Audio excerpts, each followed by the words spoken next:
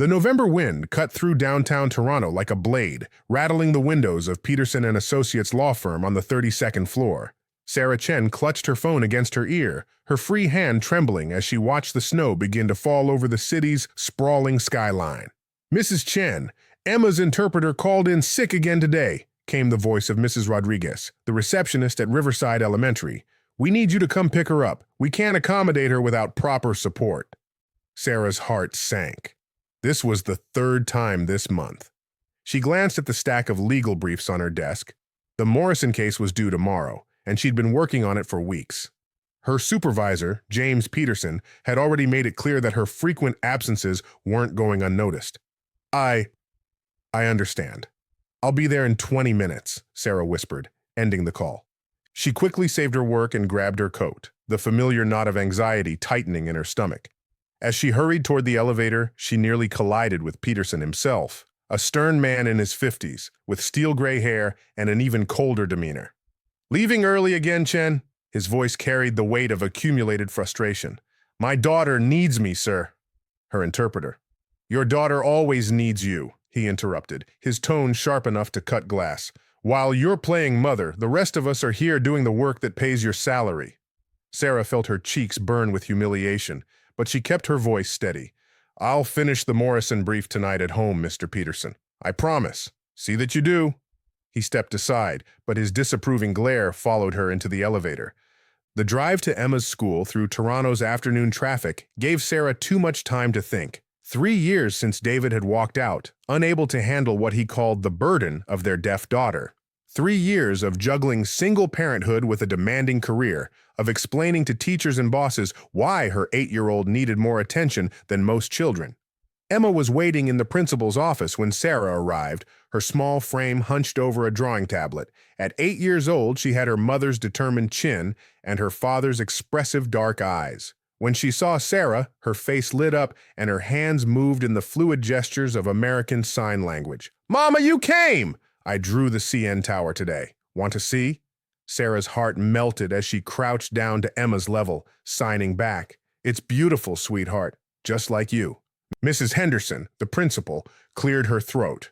"Mrs. Chen, we need to discuss Emma's situation. The school board is pressuring us about resources and without consistent interpreter services." "What are you saying?" Sarah's voice was barely above a whisper. "We're recommending you consider the specialized program at Thornfield Institute. They have the resources Emma needs." Sarah knew about Thornfield, a private school for children with special needs, with tuition that cost more than her annual salary. "I can't afford that. There has to be another solution." Mrs. Henderson's expression was sympathetic but firm. "I'm sorry, Mrs. Chen. The decision has been made. Emma's last day here will be Friday." The ride home was silent, except for the gentle hum of the heater and the occasional sniffle from Sarah. Emma, sensing her mother's distress, reached over and squeezed her hand. Through the rearview mirror, Sarah watched her daughter signing to herself, a habit Emma had when she was thinking deeply. Their small apartment in Scarborough felt especially cramped that evening. Sarah sat at their kitchen table, laptop open, trying to focus on the Morrison brief while Emma colored nearby. The numbers on her bank statement seemed to mock her. Rent, utilities, groceries, Emma's speech therapy sessions. There was nothing left for a private school. Her phone buzzed with a text from her sister Linda. "How's my favorite niece? And how are you holding up, sis?" Sarah stared at the message for a long moment before typing back, "We're managing." Always managing. But as she looked at Emma, who was now signing a story to her stuffed elephant, Sarah wondered how much longer she could keep all the pieces together. The brief sat unfinished as exhaustion finally overtook her, and she fell asleep at the kitchen table, her head pillowed on her arms. The next morning brought the catastrophe she'd been dreading. "Chen, my office, now!" Peterson's voice boomed across the law firm's open workspace. Sarah's stomach dropped as she walked across the polished floor, feeling every eye in the office follow her. Peterson's corner office was all glass and sharp edges, much like the man himself. He didn't ask her to sit. "The Morrison brief was due at 9 a.m. sharp, he began, his voice deadly calm. "It's now 10:30, and I still don't have it. Mr. Peterson, I can explain." "No explanations," he held up a hand.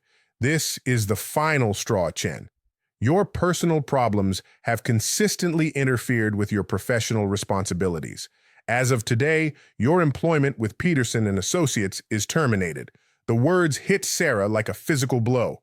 Please, Mr. Peterson, I need this job. My daughter. Your daughter is exactly the problem. His words were ice cold. This is a law firm, not a daycare center. Security will escort you out. 20 minutes later, Sarah sat in her car in the parking garage, a cardboard box of her belongings on the passenger seat. The security guard had been kind enough to look away when tears started flowing, but the humiliation burned just as bright. Her phone rang. The school again. Mrs. Chen, I'm sorry to bother you, but Emma's having a difficult day. She seems to understand that changes are coming, and she's quite upset. Could you come in? Sarah closed her eyes and leaned her head against the steering wheel. How do you tell an 8-year-old that her world is falling apart? That the mother who's supposed to protect her can't even protect herself? I'll be right there, she whispered.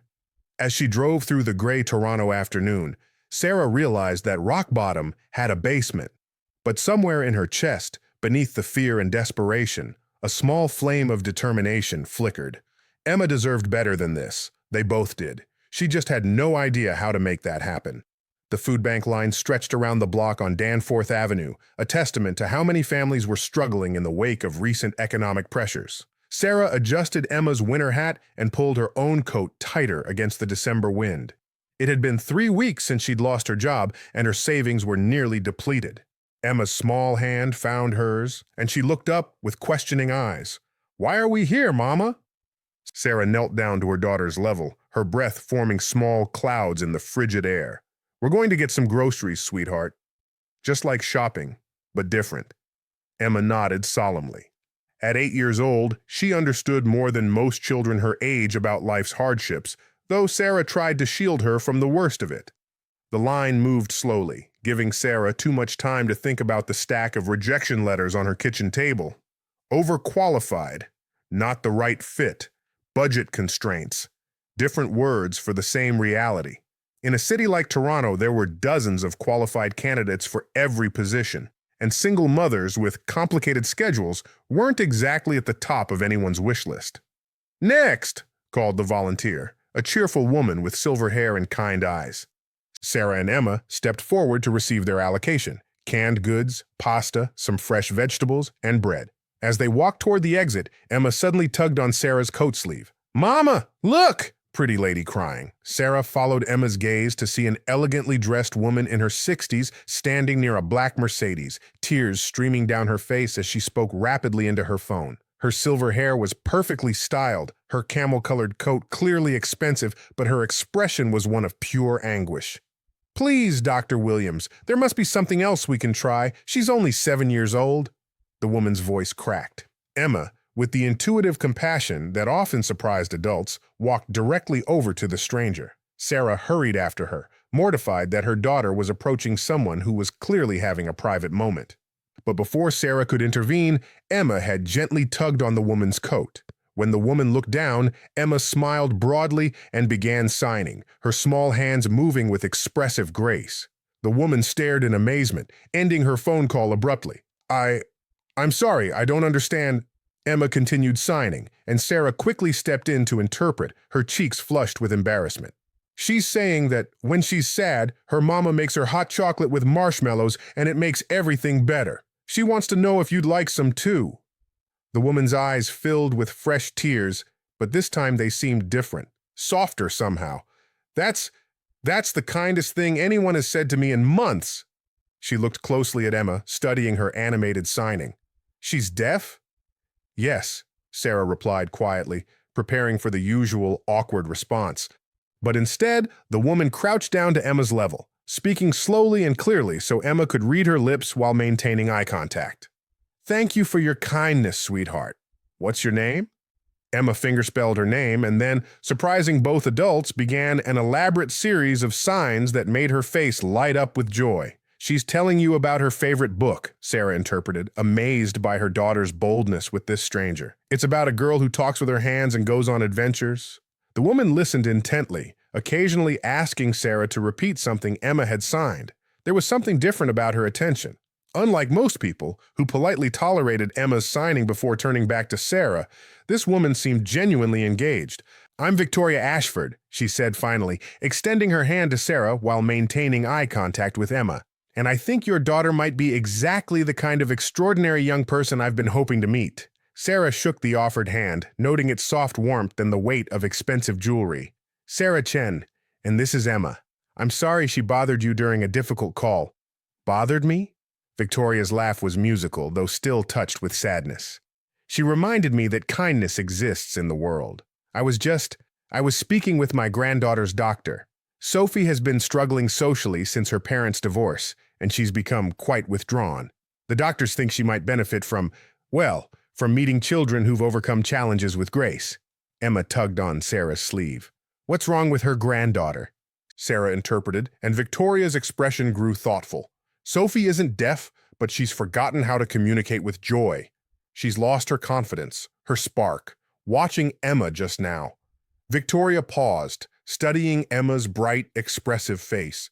"Would you think I was crazy if I said I believe encounters happen for a reason?" Before Sarah could respond, Victoria continued. "I own a school, Ashford Academy. We focus on gifted children, but lately I've been thinking we're missing something essential. We're teaching them academics, but not resilience. Not the kind of strength your daughter shows." Sarah's pulse quickened. "A school? A private academy in Rosedale.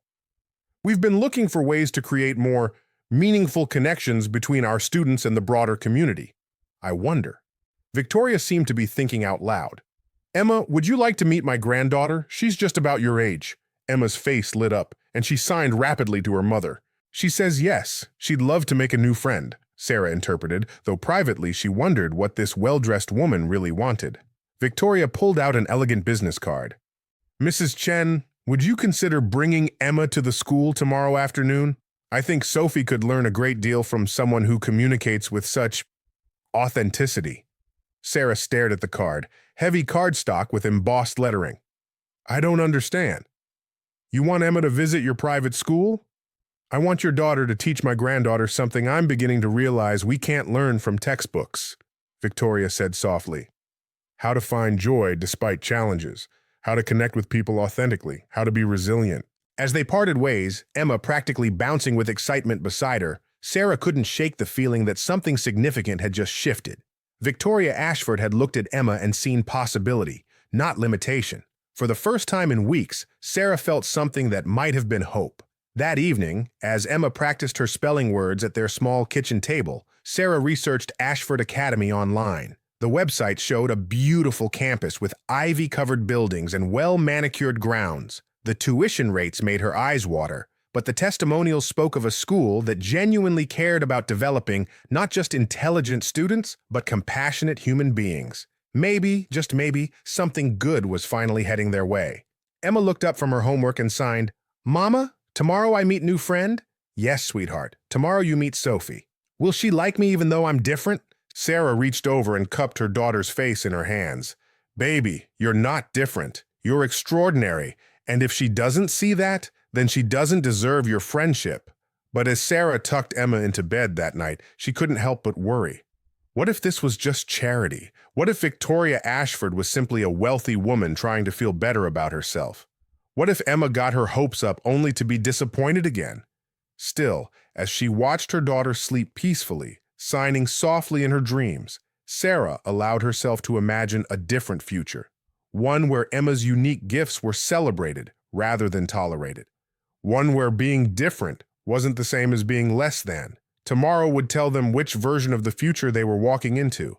The gates of Ashford Academy stood like something from a fairy tale, wrought iron twisted into elegant patterns, opening onto a campus that looked more like a small university than an elementary school. Sarah felt acutely aware of their secondhand winter coats and scuffed boots as they walked up the stone pathway, but Emma gazed around in wonder, signing her observations to her mother. "Mama, it's like a castle. Are there princesses here?" Sarah smiled despite her nerves. "No princesses, sweetheart. But maybe some new friends." Victoria Ashford met them in the main foyer, her presence commanding yet warm. Today she wore a navy blue dress with a string of pearls, every inch the successful headmistress, but her eyes held the same kindness Sarah remembered from their encounter at the food bank. "Emma, I'm so glad you came." Victoria spoke directly to Emma, her words clear and patient. "Sophie is very excited to meet you." A small girl with strawberry blonde hair and freckles appeared from behind Victoria, clinging to her grandmother's hand. Sophie Ashford was clearly nervous, her green eyes darting between Emma and the floor. "Sophie, this is Emma, the girl I told you about," Victoria said gently. Emma stepped forward without hesitation, her face bright with genuine interest. She waved at Sophie, then began a simple introduction in sign language, speaking aloud as she signed to help Sophie follow along. "Hi, I'm Emma. Do you want to be friends?" Sophie stared in fascination at Emma's moving hands. "How do you talk with your hands?" Emma's face lit up. She began showing Sophie simple signs. "Hello, friend, happy," encouraging the shy girl to try them herself. Within minutes, Sophie was giggling as she attempted to copy Emma's movements, her earlier withdrawal forgotten. "Remarkable," Victoria murmured to Sarah as they watched the girls interact. "Sophie hasn't laughed like that in months." "Emma has always been good with other children," Sarah replied, though she felt a swell of pride watching her daughter's natural ability to put others at ease. "Mrs. Chen, might I show you around while the girls play? I have a proposition to discuss." They walked through hallways lined with student artwork and academic achievements, past classrooms where small groups of children worked on advanced projects. Everything spoke of privilege and opportunity, things Sarah had always wanted for Emma but never thought possible. "Your daughter has a gift," Victoria said as they paused outside a music room where a small orchestra was practicing. "Not just her resilience, though that's remarkable. She has an intuitive ability to connect with others, to see past surface differences to the person beneath." Sarah nodded, unsure where this was leading. "I've been thinking about our conversation yesterday," Victoria continued, "about what our students are missing. They're academically gifted, many from privileged backgrounds, but they lack Emma's emotional intelligence, her authentic way of engaging with the world." They entered Victoria's office, a warm space filled with books and photographs of students throughout the years. Through the large windows, they could see Emma and Sophie in the courtyard, Emma teaching Sophie what appeared to be a clapping game adapted for sign language. "I want to offer Emma a full scholarship to Ashford Academy," Victoria said, without preamble. Sarah nearly choked on the tea she'd just sipped. "I'm sorry, what?" "Full tuition, plus specialized services, interpreters, speech therapy, whatever she needs. In exchange, I'd like her to help develop a new program we're implementing." "I don't understand," Sarah said carefully. "What kind of program?" Victoria leaned forward, her eyes bright with possibility. "Empathy education, teaching our students about different ways of communicating, different perspectives on the world. Emma would be our cultural ambassador, helping other children understand that different doesn't mean less capable." Sarah felt her heart racing. It was too good to be true, which meant it probably was. "Mrs. Ashford, while I appreciate the offer, I can't accept charity." "This isn't charity," Victoria interrupted firmly. "This is an investment. In Emma, yes, but also in every student she'll teach. Do you see what she's doing out there?" Sarah looked out the window. Emma had somehow organized several other children who had wandered over, and they were all attempting to learn basic signs while Sophie beamed with newfound confidence, helping to teach the newcomers. "Sophie has been seeing therapists for months," Victoria continued, trying to help her regain her confidence after her parents' messy divorce. 15 minutes with Emma and she's laughing again. That's not coincidence. That's Emma's gift. "But Emma's education needs are complex," Sarah protested. "She'd need interpreters, specialized materials, which we'll provide." "Mrs. Chen, I've spent 40 years in education. I know potential when I see it, and your daughter has something that can't be taught in textbooks." Sarah watched Emma through the window, her heart aching with possibility and fear in equal measure. "What about her regular academic needs?" "She'll receive the same rigorous education as every Ashford student, adapted to her learning style. Our student-to-teacher ratio is 8-1, and we have resources that public schools simply can't match." "And me?" Sarah asked quietly. "I'm still unemployed." Victoria's smile was almost conspiratorial. "Funny you should mention that. We need a part-time administrative coordinator, someone to help manage the new inclusion program. The salary isn't enormous, but it comes with full benefits, and a schedule that matches Emma's school hours. Sarah felt tears prick at her eyes. Why? Why are you doing this? Victoria was quiet for a long moment, watching the children outside. Because 20 years ago, my son was in a car accident that left him with a traumatic brain injury. He was different afterward, slower to process, different in how he communicated. The private schools we'd always attended suddenly had no place for him. Sarah's breath caught. We found our way eventually, Victoria continued, but I never forgot how it felt to watch doors close on my child simply because he didn't fit the typical mold. I swore that if I ever had the power to open doors instead of closing them, I would. What happened to your son? He became a special education teacher. He says his accident taught him more about human resilience than any degree ever could. Victoria's voice was soft with pride. He married a wonderful woman, also a teacher, and they have 2 daughters. Sophie is the younger one. The pieces clicked into place for Sarah. Sophie's father is my son, yes. His divorce has been difficult and Sophie has struggled with the changes, but watching her with Emma today, Victoria smiled. I think we may have found exactly what both girls need. A knock on the office door interrupted them. Emma peeked in, her cheeks flushed with cold and excitement, Sophie right behind her. Mama! Emma signed and spoke simultaneously, a skill she'd developed to help hearing people follow her conversations. Sophie wants to learn more signs. Can I teach her tomorrow? Sophie nodded enthusiastically. Please, Grandmama. Emma says she can teach me how to say, I love you in sign language. Victoria looked at Sarah with raised eyebrows. Well, what do you say? Shall we make this official? Sarah looked at her daughter's bright, hopeful face, at Sophie's newfound animation, at Victoria's genuine warmth. For the first time in months, she felt something that went beyond hope. She felt certainty. Yes, she said, her voice steady despite her racing heart. Yes, we'd love to be part of the Ashford family. Emma whooped with joy, immediately sharing the news with Sophie in a flurry of signs and words that had both girls jumping up and down. 3 months later, Sarah stood in the same courtyard, watching Emma lead a group of 20 students in a sign language lesson during lunch recess. The Inclusion Initiative had become one of Ashford Academy's most celebrated programs, with students eagerly signing up for Emma's workshops. Emma had thrived academically, her natural intelligence finally matched with resources that accommodated her learning style. But more than that, she had found her voice as a teacher and advocate. The shy girl who had once felt like a burden had become a bridge builder, helping her classmates understand that differences were to be celebrated, not feared. Sophie had become Emma's shadow and best friend, her confidence restored through their friendship. She now served as Emma's voice interpreter, helping other students understand when Emma's signing was too fast for them to follow. Sarah's new position had evolved beyond administrative coordination. She was now developing curriculum for the inclusion program, working with other schools interested in implementing similar initiatives. For the first time in her adult life, she felt truly valued for her skills and experience. Mrs. Chen? A small voice broke her reverie. Sarah looked down to see Marcus, a shy 4th grader who had been one of Emma's first students. Yes, Marcus? Can you tell Emma that my little brother is starting kindergarten next year, and he's deaf like her? My mom wants to know if Emma could teach him some signs before school starts. Sarah smiled, watching Emma patiently help a struggling student with the sign for friendship. I think Emma would love that, Marcus. She believes everyone should have the chance to communicate. As Marcus ran back to join the group, Sarah reflected on how completely their lives had changed. The woman who had been fired for taking care of her deaf daughter was now helping to reshape how an entire school thought about inclusion and diversity. Emma caught her eye across the courtyard and signed, "Happy, Mama?" Sarah signed back, her heart full to bursting, "So happy, my brave girl. So proud." Victoria appeared beside her, watching the lesson with satisfaction. You know, I think this is just the beginning.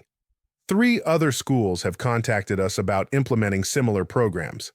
Emma would love that, Sarah replied. She's already talking about becoming a teacher when she grows up. With her gifts, she could change education entirely, Victoria mused. Make it more inclusive, more focused on developing the whole child.